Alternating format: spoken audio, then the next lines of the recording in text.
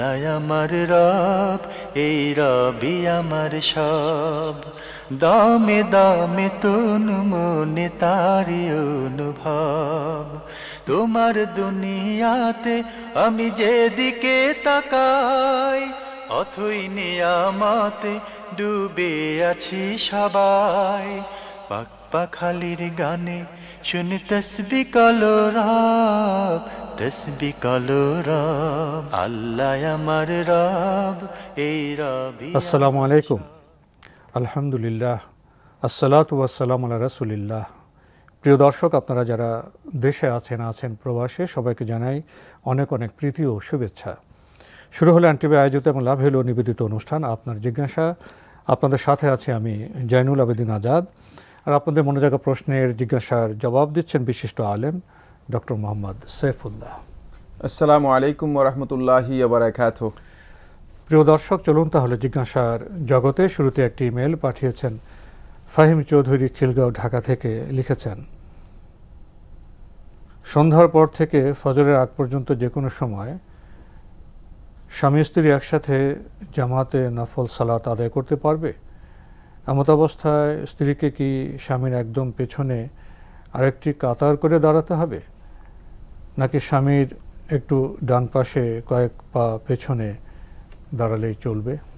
ধন্যবাদ আপনাকে। আপনি প্রশ্ন করেছেন যে সন্ধ্যার পর ফজরের আগ পর্যন্ত স্বামী স্ত্রী কি নফল সালাত জামাতে আদায় করতে পারবে? হ্যাঁ, নফল সালাত জামাতে আদায় করতে পারবে। তবে নফল সালাত জামাতে আদায় করাকে নিয়মিত করে নেওয়া সুন্নাহ নয়।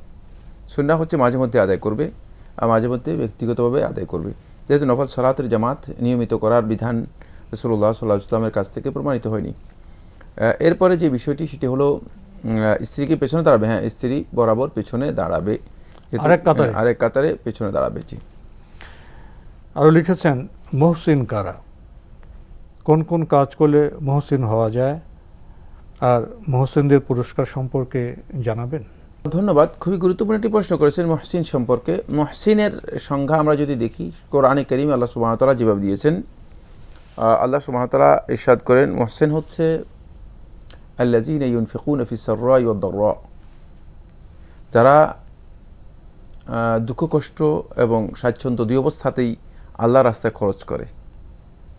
আপনি যদি সচ্ছল অবস্থায় থাকেন তখন আপনি দান করতে কোনো বাধা থাকবে না, কারণ আপনাকে দান করবেন। কিন্তু যদি আপনার অসচ্ছলতা থাকে, সামর্থ্যের কিছু ঘাটতি থাকে, তখন দান করাটা আপনার জন্য সহজ হবে না। তখন হয় আসল পরীক্ষা। তখন এই পরীক্ষায় আপনি উত্তীর্ণ হতে হবে। এটা হচ্ছে মুহসিনের প্রথম বৈশিষ্ট্য। এরপরে আল্লাহ তাআলা বলেছেন, ওয়াল কাযিমিনা আনিল গাইজি, যারা নিজেদের ক্রোধকে পরিপূর্ণরূপে দমন করতে পারে, নিয়ন্ত্রণ করতে পারে রাগকে। তো রাগকে দমন করা এটাও চারটিখানি বিষয় না। রাসূলুল্লাহ সাল্লাল্লাহু আলাইহি ওয়াসাল্লাম অন্য একটি হাদিসের মধ্যে বলেছেন যে সালাসুল মুনজিয়াত, তিনটি বিষয় আছে এমন যে এগুলো মুনজিয়াত, মানুষদেরকে আল্লাহ তাআলার আযাব, শাস্তি, এগুলো থেকে মানুষদেরকে পরিত্রাণ দেয়, মুক্তি দেয়। এর একটি বিষয় হচ্ছে আল কাসদু ফিল গাদাবি ওয়ার রিদা। কোনো রিওয়ায়াতের মধ্যে আল আদলু ফিল গাদাবি ওয়ার রিদা, রাগ এবং সন্তুষ্টির সময় মধ্যম পন্থা অবলম্বন করা অথবা ন্যায় নিষ্ঠা অবলম্বন করা। এটা এই প্রকারের কাজ, যাতে করে আপনি ক্রোধকে দমন করতে পারেন। ক্রোধকে সর্বাবস্থা আপনি দমন করতে, রাগ আসলে দমন করতে পারেন না। কিন্তু এমনি স্বাভাবিকভাবে যদি কোনো ব্যক্তি থাকেন, তিনি ক্রোধ দমন করা এটা কোনো বিষয় না। এই জন্য এটাকে খুব সতর্কতার সাথে, ইহসানের অন্যতম একটি দিক, ওয়াল কাযিমিনা আল গাইজা, তারপরে ওয়াল আফিনা আনিন নাস। ওয়াল আফিনা আনিন নাস, যারা লোকদেরকে ক্ষমা করে দিতে পারে। আমরা ক্ষমা পেতে ভালোবাসি, ক্ষমা করতে ভালোবাসি। ক্ষমা সবসময় ক্ষমা করে দিতে পারে, এটা খুব সহজ বিষয় না, এটা অনেক কঠিন বিষয়। এই তিনটি কাজ আল্লাহ সুবহানাহু ওয়া তাআলা কোরআনে কারীমের মধ্যে আলাদা করে উল্লেখ করেছেন। সূরা আন-নাহলের 90 নম্বর আয়াতের মধ্যে আল্লাহ সুবহানাহু ওয়া তাআলা এই বিষয়টি বলেছেন, ইন্নাল্লাহা ইয়া'মুরু বিল আদলি ওয়াল ইহসান ওয়া ইতাই যিল কুরবা ওয়া ইয়ানহা আনিল ফাহশাই ওয়াল মুনকার ওয়াল বাগি। এখানে আল্লাহ রাব্বুল আলামিন এভাবে উল্লেখ করেছেন যে আল্লাহ তাআলা নির্দেশ দিয়েছে তোমাদেরকে বিল আদল, জাস্টিস, ইনসাফ করার জন্য, ওয়াল ইহসান, এবং ইহসানের জন্য, ওয়া ইতাই যিল কুরবা, এবং নিকটাত্মীয়দেরকে দান করার জন্য। এগুলো হচ্ছে আল্লাহর পক্ষ থেকে নির্দেশ, এগুলো হচ্ছে কাজ। এরপরে ওয়ায়ান হানিল ফাহশা, নিষেধ করেছেন অশ্লীলতা থেকে। ওয়াল মুনকার, মুনকার হচ্ছে গর্হিত নিষিদ্ধ কাজগুলো। ওয়াল বাগি, এবং সীমা লঙ্ঘন থেকে। এই কাজগুলো যে ব্যক্তি নিয়ন্ত্রণ করতে পারবে তিনি ইহসানের দরজা লাভ করতে পারবেন, তিনি প্রকৃত মুহসিন হতে পারবেন। তাকেই বলা হয় তাকে মুহসিন। জি, আসলে এই প্রশ্নের জবাবে আপনি এমন গুরুত্বপূর্ণ কিছু কথা বললেন, আমার তো সামনে অগ্রসর হতে ইচ্ছে হচ্ছে না, এখানে থামতে ইচ্ছে হচ্ছে। এই যে বললেন আমরা তো মুহসিন হতে চাই, শব্দটি আমাদের কাছে পরিচিত। আপনি প্রথমে বললেন সচ্ছল অবস্থায় বা যখন টানাটানি থাকবে, অভাব থাকবে, তখনও দান করা। তারপর বললেন যে ক্রোধ রাগকে দমন করা। তারপর বললেন ক্ষমা করা। তো এইসব গুণাবলীর অর্জনের মাধ্যমে তো আমরা মুহসিন হব। আমার জানতে ইচ্ছে হচ্ছে এই যে 3টি গুণাবলীর কথা বললেন, এগুলো যদি মানুষ অর্জন করে, চর্চা করে, তাহলে এর প্রভাব পরিবারের, সমাজে কেমন হতে পারে? আমি মনে করে থাকি যে এই যে 3টি কথা আল্লাহ তাআলা বলেছেন না, মানে এটা ব্যক্তিকে সৌন্দর্যমণ্ডিত ও আলোকিত করবে। পরিবার হলে, পরিবার হলে, পরিবারের মধ্যে আপনি দেখবেন যে শুধু হাসি খুশি ছাড়া আর কিছুই নেই।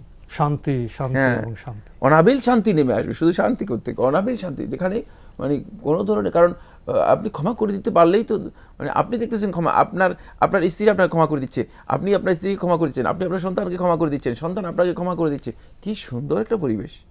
তারপরে রাগারাগি নেই, কোনো ধরনের রাগারাগি নেই, কোনো ধরনের অতিরিক্ত উচ্চবাচ্য নেই। মানে এটা যে কি সুন্দর, সেই সমাজই তো আসলে নবী সাল্লাল্লাহু আলাইহি ইসলামের সমাজ ছিল, সাহাবায়ে কেরামদের সমাজ ছিল।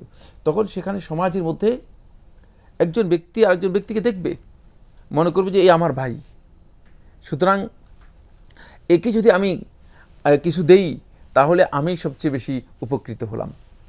এই ধরনের চেতনা তাদের মধ্যে কাজ করবে। এটা কি বলা হয় তাকে ইহসান।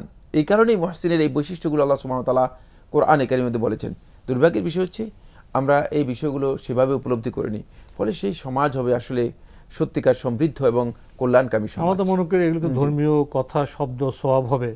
এই যে আমরা প্রায় সওয়াব তো অবশ্যই আছে, উচ্চ কণ্ঠে বলা হয় কেয়ারিং সোসাইটির কথা, দরদি সমাজের কথা।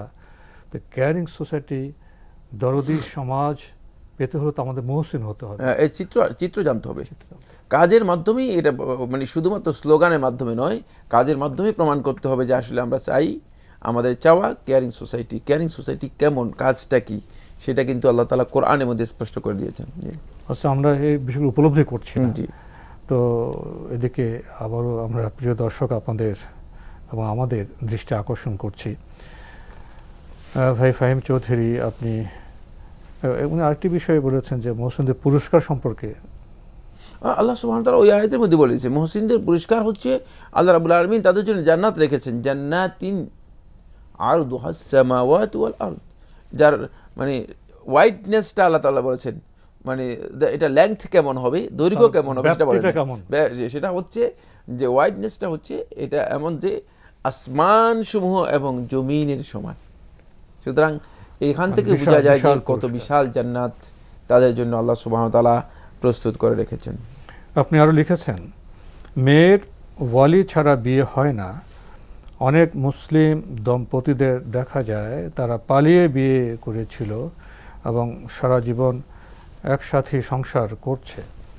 যেহেতু এক্ষেত্রে তাদের বিয়েটা শুদ্ধ হয়নি, তাহলে এই যে তারা সারা জীবন একসাথে থাকলো, এতে কি তারা গুনাহগার হবে, বা তাদের স্বামী স্ত্রী মিলনের বিষয়টি কি ব্যভিচারের আওতায় পড়বে? প্রথম কথা হচ্ছে তাদের এই বিয়েটা শুদ্ধ হয়নি। শরিয়ার যেই ফরম্যাট আছে সেই ফরম্যাটে রাসূলুল্লাহ সাল্লাল্লাহু আলাইহি ওয়াসাল্লাম যেহেতু হাদিসের মধ্যে ইরশাদ করেছেন লা নিকাহা ইল্লা বিওয়ালি, অভিভাবক ছাড়া কোনো বিয়ে নেই, তাহলে বিয়ের এই চুক্তি তাদের কি হয়নি, বৈধ হয়নি। এই কারণে তাদের এই বিয়েটা, আগটা শুদ্ধ হয়নি। কিন্তু বিয়ের পরবর্তী তাদের যেই অবস্থান দুটি, এক নম্বর হচ্ছে বিয়ের পরবর্তীতে তাদের এই যে পরিবার বা সংসার করা, এটা তাদের জন্য হারাম হবে না, এটা হারাম হবে না। কিন্তু বিয়ের পদ্ধতিতে ত্রুটি ছিল, বিয়ের পদ্ধতির ত্রুটি ছিল, আগদের মধ্যে ত্রুটি এসেছে, কিন্তু এই কাজটা হারাম নয়। কেন? তার কারণ হচ্ছে বিয়ের এই যে পদ্ধতি, এই পদ্ধতিটা যদি উরফ এর মাধ্যমে স্বীকৃত হয়ে থাকে, প্রচলনের মাধ্যমে যদি স্বীকৃত হয় থাকে, তাহলে এর পরবর্তী যে কাজগুলো আছে সেই কাজগুলো কি হবে না, হারাম হবে না। ফলে তারা দাম্পত্য জীবনে তাদের পরস্পরের সাথে শারীরিক যে সম্পর্ক আছে এটা জেনা বা ব্যভিচার হবে না। কারণ এখানে বিয়ে রয়ে গিয়েছে, শুধু বিয়ের শুভাতুন নিকাহ নয়, আকদুন নিকাহ আছে, কিন্তু আকদ মুতাবারুন শারআন, শরিয়া যে আকদকে মানে অনুমোদন দেয় পদ্ধতি, মানে সেইটা সেই পদ্ধতিতে ভুল আছে, কিন্তু আকদ আছে, বিয়ে হয়েছে, বিয়ের আকদ রয়েছে, এটা জেনার আকদ নয়। সুতরাং এইখানে জেনার সামান্যতম কোনো সম্পর্ক নেই। তাই এই কারণে পরবর্তী যে কাজ আছে সেটা জেনা হবে না। যদি কেউ ফতোয়া দিয়ে থাকেন তিনি শরিয়ার জ্ঞান নেই, এই জন্য এই ফতোয়া দিয়েছেন। দ্বিতীয় হচ্ছে এখানে সন্তানরা সবাই তার সন্তানে বিবেচিত হবে, বৈধ সন্তান, এবং সাংসারিক জীবন তাদের জন্য বৈধ হবে। তবে এই ক্ষেত্রে তারা যদি শরিয়ার এই জ্ঞান না থাকে, যখনই তাদের এই জ্ঞান হবে তারা এই বিয়েকে সংশোধন করে নেবে, বিয়ের এই আগটাকে সংশোধন করে নেবে। এটাই হচ্ছে বিধান। জি, সংশোধন কিভাবে করবে? সংশোধন অনুমতি নিয়ে নিবে, মানে অভিভাবকের অনুমতি নিয়ে নেবে। দেখা যায় বিয়ে হওয়ার পরে তো অনেকে জানে না, পরে ওয়ালি সানন্দ গ্রহণও করে। হ্যাঁ, যদি ওলি এসে, অভিভাবক এসে যদি অনুমোদন দিয়ে পরবর্তী পর্যায়ে যে ঠিক আছে তোমরা বিয়ে হয়ে গেছে, আমি তোমাদেরকে অনুমতি দিলাম এবং এর মাধ্যমে তোমাদের বিয়ে মানে গ্রহণযোগ্য এটা আমি ঘোষণা করলাম, যদি এমনটা হয়ে থাকে তাহলে এর মাধ্যমে বিয়ে হয়ে যাবে। আমাদের হাতে একটি ইমেল ঢাকা থেকে পাঠানো হয়েছে, নাম প্রকাশে অনিচ্ছুক। লিখেছেন, সেজদায় তাসবিহ পড়ার পর অন্যান্য দোয়া না পড়ে যদি লা ইলাহা ইল্লাল্লাহু ওয়াহদাহু লা শারীকা লাহু লাহুল মুলকু ওয়া লাহুল হামদু ওয়া হুয়া আলা কুল্লি শাইইন কাদির, এই কালিমাটি বারবার পড়া হয়, তাহলে কি কোনো অসুবিধা আছে? না, অসুবিধা নেই, পড়তে পারবেন। যদি আপনি লা ইলাহা ইল্লাল্লাহু ওয়াহদাহু লা শারীকা লাহু, এটা হচ্ছে খায়রুদ দুআ, এটাকে আপনি দোয়া মানে যদিও মনে করছেন যে এটা তাসবিহ, আসলে তাসবিহ নয়, এটা তাসবিহ এবং দোয়া দুইটাই এর মধ্যে রয়েছে। রাসূলুল্লাহ সাল্লাল্লাহু আলাইহি ওয়াসাল্লাম হাদিসে এটাকে খায়রুদ দুআ বলেছেন। সুতরাং এটা করতে কোনো ধরনের বাধা নেই। আমরা জানলাম বিষয়টি সম্পর্কে। প্রিয় দর্শক, আমাদের হাতে আরও একটি ইমেল পাঠানো হয়েছে ঢাকার তালতলা থেকে, নাম প্রকাশে অনিচ্ছুক। লিখেছেন, কোনো সফটওয়্যার কোম্পানির মার্কেটিং অফিসারের দায়িত্বটি এইরকম, যদি সফটওয়্যার বিক্রি করতে পারি তাহলে প্রতি লাখে 10,000 টাকা আমাকে দেওয়া হবে। এই চাকরি করতে শরীয়তে কোনো বাধা আছে কি? না, আমি কোনো বাধা দেখি না। সফটওয়্যার আপনি বিক্রি করবেন, সেক্ষেত্রে আপনার যদি চুক্তি আছে, বিক্রি করতে পারলে লাখে 10,000 টাকা, কোম্পানির সাথে যদি চুক্তি থাকে এই ধরনের চাকরি করতে কোনো বাধা নেই। জি, আমরা জানলাম বিষয়টি সম্পর্কে। প্রিয় দর্শক, আমাদের হাতে একটি দীর্ঘ চিঠি, যিনি পাঠিয়েছেন নাম প্রকাশে অনিচ্ছুক। এই চিঠির একটি প্রশ্নের জবাব আমরা আগে দিয়েছিলাম। আপনি আরও লিখেছেন, ঢাকায় পরিবার থাকে, বাচ্চাদের লেখাপড়ার জন্য স্ত্রীর মামাতো ভাই, খালাতো ভাই ও দুলা ভাই ঢাকা আসেন বিভিন্ন কাজে এবং আমার বাসায় আসেন। যেহেতু আমি দেশে থাকি না, আমার স্ত্রীকে বলেছিলাম আমার অনুপস্থিতিতে যেন তারা না আসেন। আমার স্ত্রীর জবাব, আমি ওকে সন্দেহ করছি। ইসলামী শরীয়তে সমান বয়সী মামাতো, খালাতো, দুলাভাই দেখা দেওয়া কিংবা স্বামীর অনুপস্থিতিতে বাসায় আসা জায়েজ আছে কি? আপনি যাকে আপনার ঘরে প্রবেশ করতে নিষেধ করবেন তাকে আপনার ঘরে প্রবেশ করানো আমানতের খেয়ানত, একেবারেই তার জন্য হারাম। সুতরাং তার জন্য জায়েজ নেই। যদি তার আত্মীয় হয়, এমনকি মাহরামও হয়, যদি আপনি বলেন যে আমার ঘরে মানে উনি আসতে পারবে না, তাহলে আপনার স্ত্রীর জন্য ফরজ, তাকে এই ঘরে প্রবেশ করাতে পারবেন না, হারাম হয়ে যাবে তার জন্য। বাকি রয়ে গিয়েছে সমবয়সী মামাতো ভাই, খালাতো ভাই, দুলাভাই, এরা কোনো অবস্থাতেই মানে ঘরে প্রবেশ করতে পারবে না। যদি ঘরে আসে তাহলে অবশ্যই তারা পর্দার সাথে মানে সেখানে অবস্থান করবে। আর ঘরে অবশ্যই এমন ব্যক্তি থাকতে হবে যে মানে মাহরাম, যে এদেরকে হয়তো মেহমানদারি করবে অথবা এদের সাথে কথাবার্তা বলবে, সহযোগিতা করবে। কারণ একটা ঘরে শুধুমাত্র একজন নারী আছে, সেখানে কোনোভাবেই জায়েজ নেই এমনকি এখানে আপন ভাই হলেও তার জন্য জায়েজ নেই রাতে থাকবে। একা যদি একজন নারী থাকে, সেই ঘরে আপন ভাই হলেও তার জন্য জায়েজ নেই। যদি যুবক হয় তাহলে সে থাকবে, এটা জায়েজ নেই। ইসলামী শরীয়তে নিষেধ করে দিয়েছে। কারণ হচ্ছে এখানে শয়তান থার্ড পার্সন এসে যায়, আর মানুষ তো মানুষের টেন্ডেন্সির বিষয়টি অত্যন্ত ভয়ঙ্কর। এই জন্য ইসলাম এটাকে হারাম করে দিচ্ছে। তাই মামাতো ভাই, খালাতো ভাই, তারপরে দুলা ভাই, যত ভাই আছে এই ধরনের মানে ভাইয়ের আগে যত শব্দ আছে, পরিবেশটাকে বেশ গুরুত্ব দেওয়া হয়েছে। এটা মোটেও নিরাপদ নয়। সুতরাং এদের কোনোভাবেই ঘরে প্রবেশ করানো দেয়া বৈধ নয়। আর বিশেষ করে আপনি যেহেতু বিদেশে আছেন,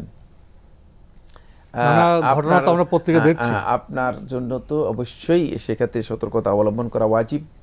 আর বিদেশে যে সমস্ত বন্ধুরা আছেন তাদেরকে আমি মনে করে থাকি যে তাদের ফ্যামিলিকে আপনারা আলাদা কোনো বাসায় না রেখে ফ্যামিলিকে তাদের অভিভাবকদের কাছে রেখে দেবেন। অন্যথায় এই ফ্যামিলির ব্যাপারে আপনিও সারা জিন্দেগি আফসোস করার সম্ভাবনা আছে। আবার ফ্যামিলি ক্ষতিগ্রস্ত হয়ে গিয়ে মানে মানে পতচ্যুত হয়ে খারাপ কাজ করতেও দ্বিধা করবে না।